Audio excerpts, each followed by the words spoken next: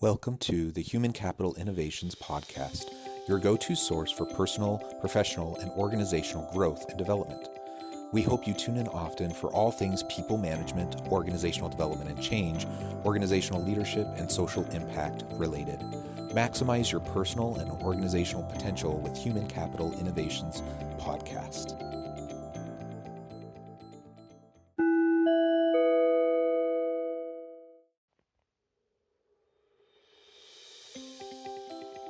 Welcome to the Human Capital Innovations Podcast.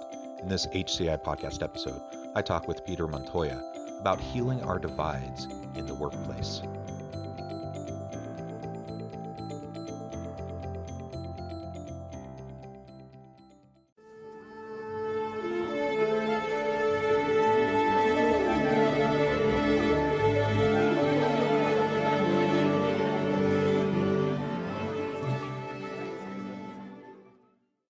Peter Montoya, welcome back to the Human Capital Innovations Podcast.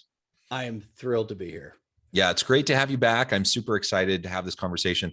We're expanding on what we talked about last time. And today we're going to be focusing on finding healing in our divides.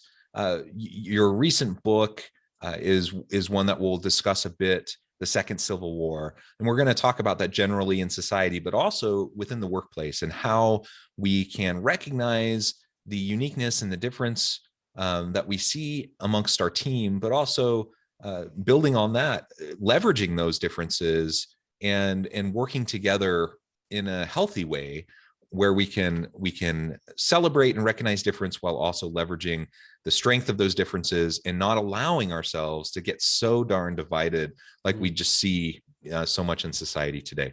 As we get started, I wanted to share Peter's bio with everybody.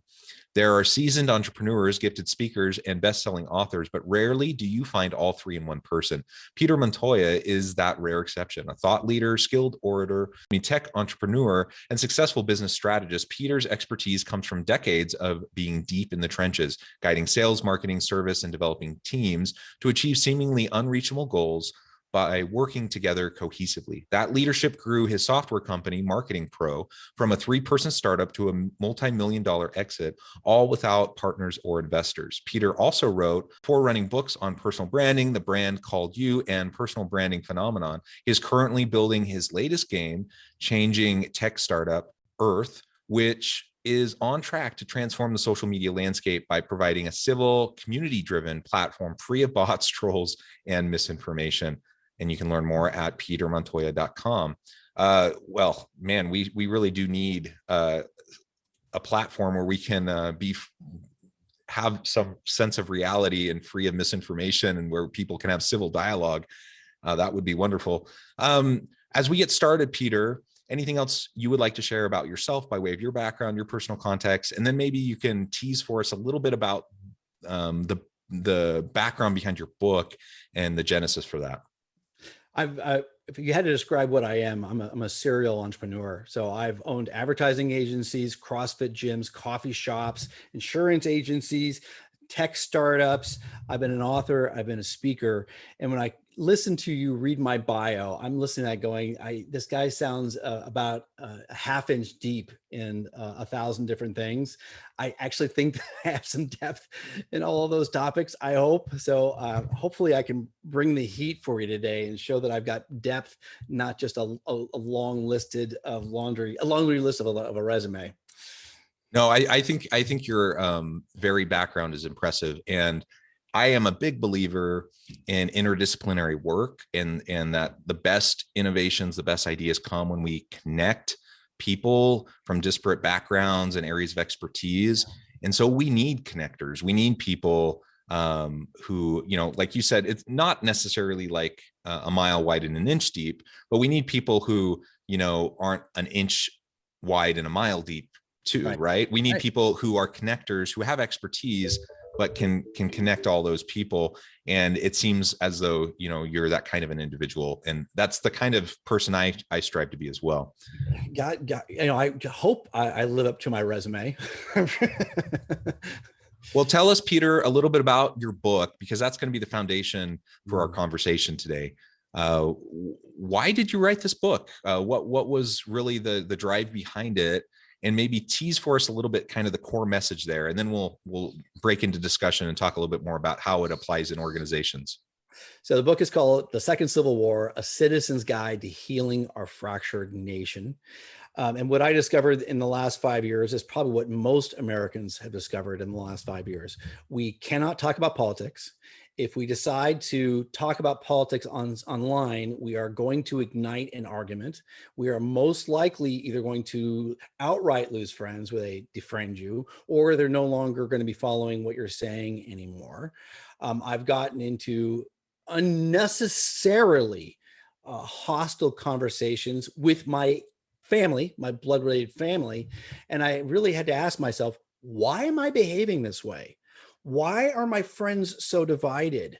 Why is it so hard to keep friends across the political spectrum? And I really had to evaluate my own behavior to find out why I was doing it. It was incredibly painful.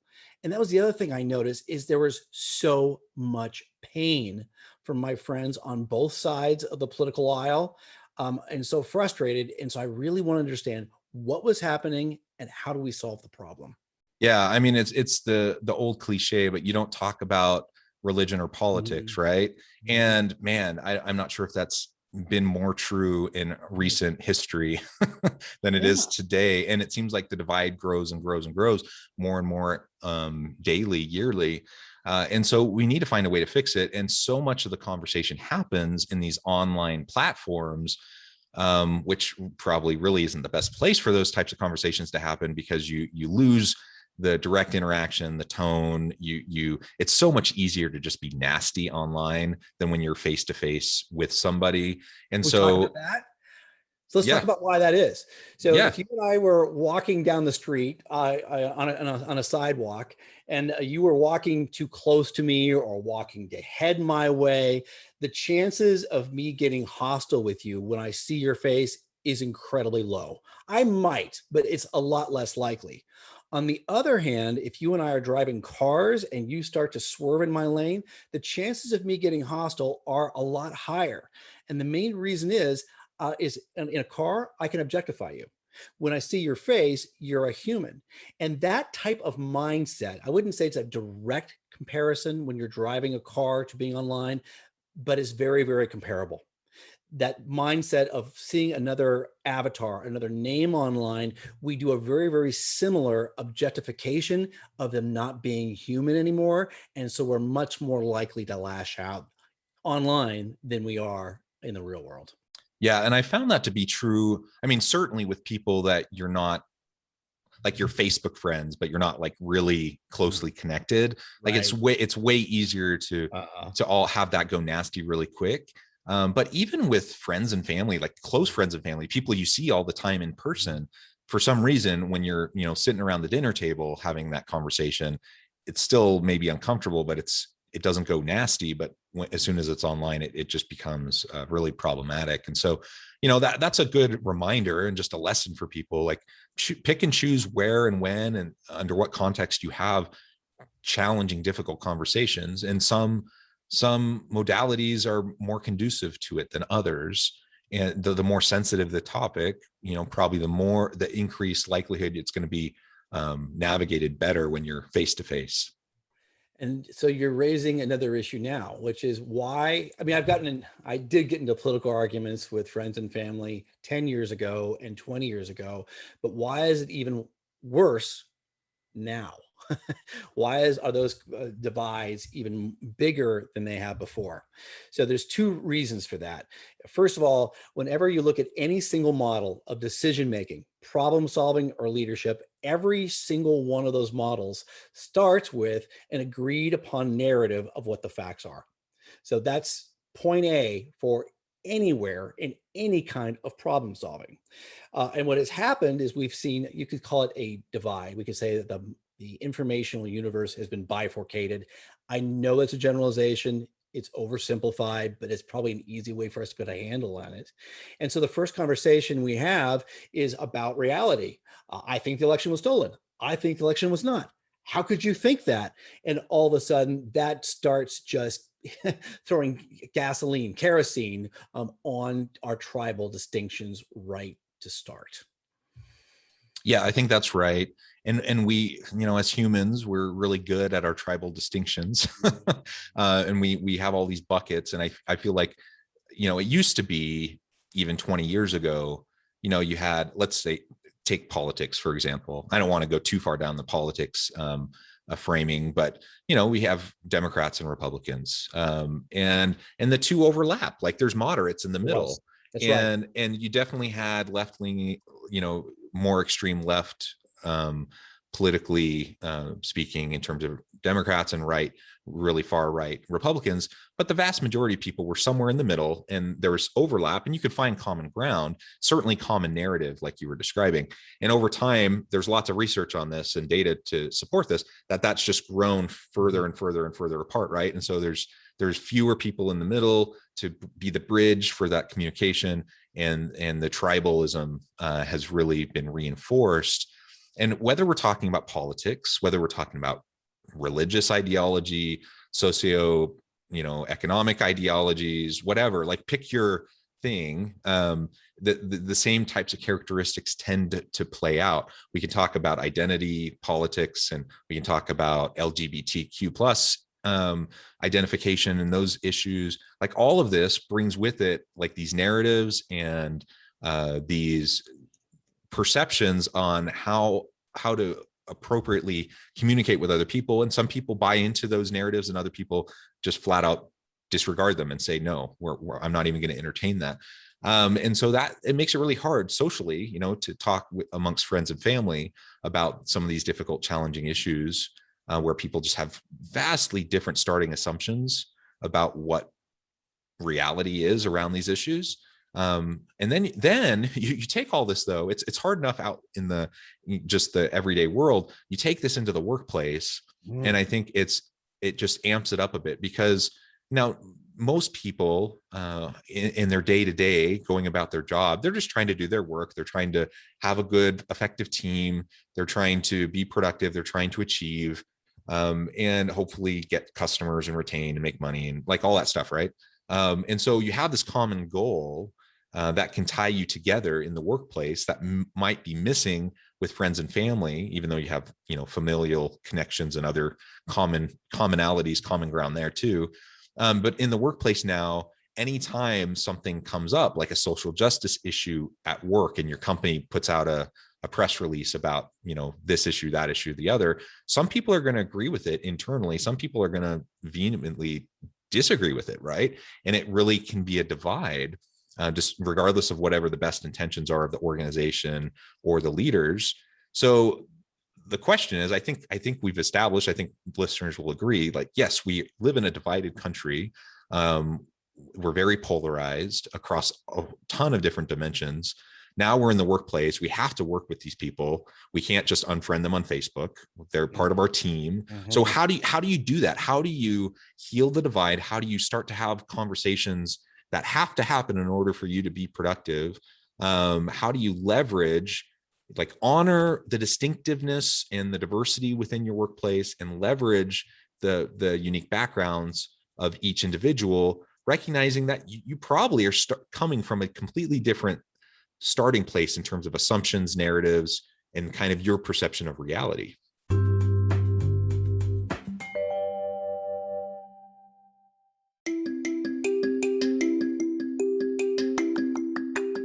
I'm excited to announce the publication of my new book from HCI Press, Bluer Than Indigo Leadership: The Journey of Becoming a Truly Remarkable Leader.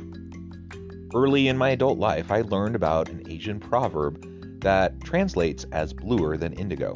If you think about the color indigo, it is a brilliant, deep, and vibrant blue, what some would call the bluest of blues. To have something that is bluer than indigo is rare and truly remarkable. Contrary to popular myth, there is no one-size-fits-all or cookie-cutter approach to effective leadership. There's no silver bullet, no secret sauce, no go-to model that will solve all of our problems. The truth is, great leaders have all had their unique strengths and flaws, and have all had to discover and then pave their own distinctive path in their life's journey to fulfill their leadership potential. Bluer Than Indigo Leadership will help you discover your own path and explore those ordinary, everyday actions that will help you respond to an uncertain future and produce extraordinary results for individuals, teams, and organizations.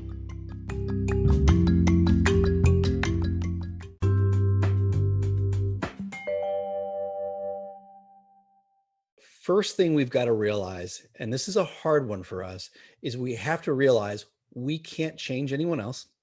And the only person we can change is ourselves. And that's the exact opposite of how we usually think. We're in a workplace, we're going, oh my gosh, this person's position is politically, morally, socially vulgar to me. They need to change. And I'm telling you right now, it's not them who has to change, it's you. Now, to many of you, you're hearing me saying that and you've now turned me off. I understand that, but I'm hoping you stay tuned in because that really is the first part. The second half is this, is I like to think of myself as being this really enlightened and civilized and thoughtful human being. And what I've really discovered in writing my book is I am nothing more than a shaved down ape who has good articulation skills. That's it. So we are, and if anybody's ever looked at all the cognitive biases, there's hundreds of these cognitive biases, and I always looked at them, and I always kind of thought they were about equal. You got confirmation bias, and you've got a heuristic, and you have these different things. The tribalism bias or the in-group out-group bias drives us. It absolutely drives us, and we think, no, I'm better than my ancient Neanderthal DNA. No, you're not.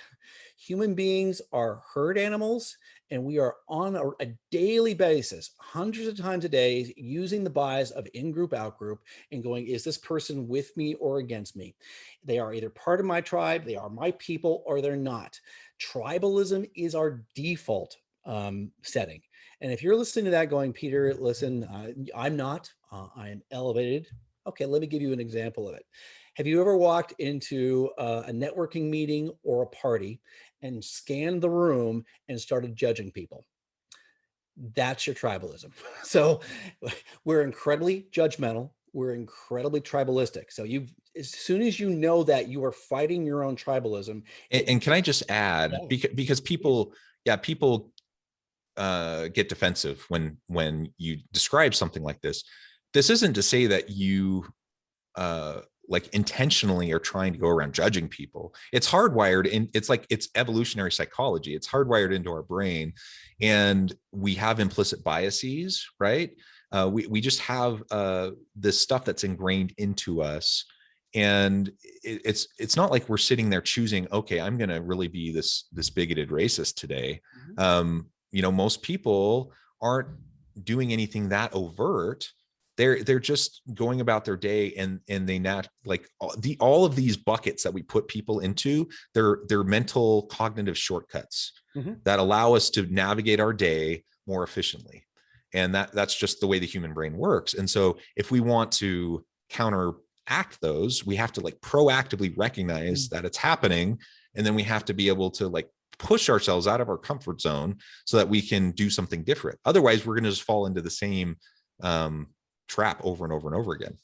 I'm so glad that you further unpack that. Thank you for doing that. You're far more eloquent than I am. You should be a college professor, which you are. So once you realize that you are battling your own tribalism and your own judgmental tendencies, you start being able to recognize when you're doing it and stop it. So what has happened is both the media, when I say media, I mean that phrase incredibly broadly, and the politicians have all realized they can basically tweak our tribalism for their own gain. So they know that when they start blaming the other side, vilifying the other side, demonizing, objectifying, dehumanizing the other side, they will get more of our loyalty, more of our eyeballs watching their commercials or their podcasts or whatever it is, and they'll also get more of our money. It is an incredibly cheap, and I say cheap, I mean immoral and low cost way of actually getting us to hate other Americans for their gain. Now, here's how you really know that we're really being played: is Pew and Gallup is two of the most respected polling agencies on the planet on a regular basis poll on issues that matter most to us, whether it be whether guns should be regulated, minimum wage, the climate, even something as polarizing as abortion. They poll on these things, and when they ask Americans about issues and whether they should have laws on those issues, there's regularly between 60 and 80% agreement. So if we agree so much on issues, why do we get caught up on fighting? And the reason is that each, and once again, I'm oversimplifying this, the liberals and the conservatives create their talking points that get disseminated through podcasts and different radio hosts and different news anchors. And those little talking points get ingrained in our brains. And those aren't talking points, they're tribal badges of affiliation. They're almost the same thing as wearing a big giant badge on your shirt that says what biker gang that you're part of. So when you start talking about politics, you're not talking about the nuances of what raising minimum wage would do for the economy. All you're really saying is, I'm part of this gang. What gang are you in? Oh, it's time for us to go to war. That's why politics right now is even more volatile than it ever has been. So what do we do to fix this? Now, certainly broadly speaking, I want to be able to have conversations with friends and family who think differently than I do. I don't want to be living in a bubble. I don't want to live in an echo chamber where I'm just around other people who always agree with me. That's problematic. So, outside of the workplace, there's lots of conversation that needs to happen around how we can do this more healthily. In the workplace, though, where we're forced to work side by side with individuals who might be diametrically opposed to us in terms of our own kind of leanings, our own persuasions around a whole variety of issues and ideologies. How do we get past the divide? How do we to heal from that and build from that? So I'm again going to make some generalizations here. And if the generalizations don't apply to you, great. So in general, in my experience, 99% of the time, when somebody talks about politics and they start kind of floating out there these little phrases, hey, what do you think about the riots that happened? Hey, what did you hear about the election? What they're really looking for is not a discussion about the issue. What they're really doing is saying, are you in my tribe or not? It really is a tribal litmus test more than it is a willingness to engage about a policy discussion. As soon as you do that, so first of all, if you're doing that and you now you're doing that, I'd stop. That'd be one very good piece of advice. And the next time you hear somebody else doing it, rather than taking the bait and jumping into that conversation, now just sharing your talking points. By the way, I really think, and first of all, I don't have a monopoly on the truth, and nor am I an original thinker. I really think that I'm a cryptomnesiac. A cryptomnesiac is somebody who steals ideas from somewhere else, forgets that they got them somewhere else, and regurgitates them. And that's all that I am. And I really don't think that I've ever had a conversation, except for one or two college professors, who actually had an original political thought. Every single one of my friends, when they talk politics, I can hear the talking points that they got from somewhere else. So unless you're going to have an original discussion about policy, don't do it. And I would also recommend that every single time, if you are going to go there on that, is I want to make sure the person you're talking with is worthy of the conversation you want to have. And a lot of times they just simply don't have the sophistication or the background in order to have a conversation worthy of wherever you happen to be in your social, cultural, political education. And secondly, if you decide to have a conversation, it should be stated explicitly. Listen, I want to talk about this issue with you. I am not here to change your mind. I just want to understand where you're coming from. Would you do me a favor in this conversation? Would you please not try to change my mind either? And that small little introductory piece should make the tenor of the conversation better. if you choose to go there. But now that you're understanding that most political conversations are just tribal litmus tests, I don't really know if you need to have those conversations anymore in the workplace. Yeah, I think that's really good advice. And the bottom line is that we can't control other people. To your point earlier in the conversation, we can control ourselves. So we can choose to diffuse really challenging situations that probably aren't going to lead anywhere but in a negative direction. We can also, of course, choose not to start those encounters in the first place. And we really should try to do that. And I really love your approach to just making sure that we clarify right up front, to build some mutual accountability and trust. And over time, as you develop that trust, that the other person knows you want to have a meaningful conversation, that you just want to listen, you want to understand, you're not going to try to change them. I think that's where it has to start. And if we can't get there, we're never going to get past the tribalism.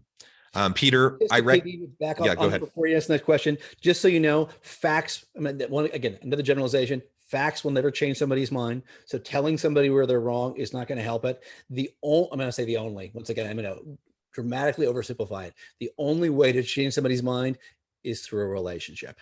So if you don't disagree with someone politically, the best way to change their mind is to spend a lot of time with them in empathetic conversation. I'm sorry, Jonathan. Yes, absolutely. Well, Peter, I recognize that your time is running short and we need to finish up. The time has flown by. We could continue this conversation for another hour easy. But to be respectful of your time, I just wanted to make sure that we wrap up. Before we close, I wanted to give you a chance to share with listeners how they can get connected with you and find out more about your work. And then anything you want to share by way of closing. Absolutely. So my book, which is coming out August 3rd, The Second Civil War, A Citizen's Guide to Healing Our Fractured Nation. It is written not for political scholars, but for everyday people on how to understand and how to work in our current climate.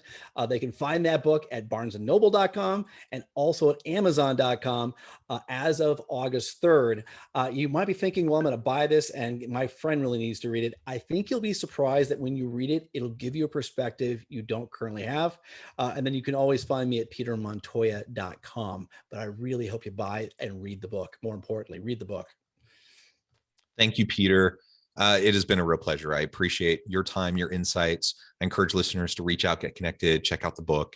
And as always, I hope everyone can stay healthy and safe, that you can find meaning and purpose at work each and every day. And I hope you have a great week.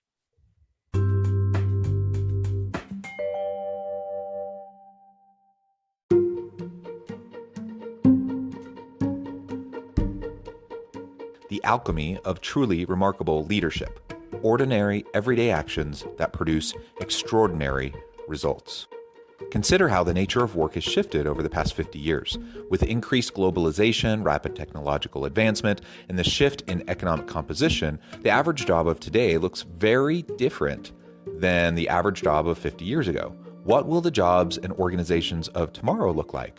Moreover, what does this all mean for organizational leaders?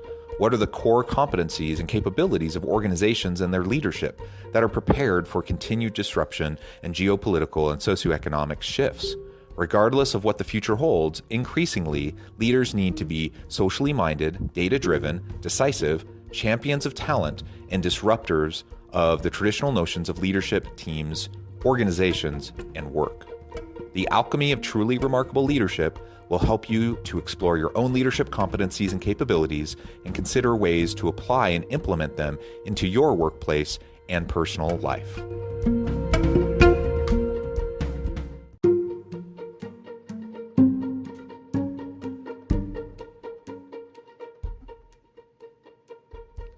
Check out Human Capital Innovations magazine, Human Capital Leadership. Human Capital Leadership is a free, interactive e-magazine with the mission to help individuals, leaders, and organizations find innovative approaches to maximize their human capital potential. We publish issues quarterly in August, November, February, and May. Take a look at the latest issue and let us know what you think.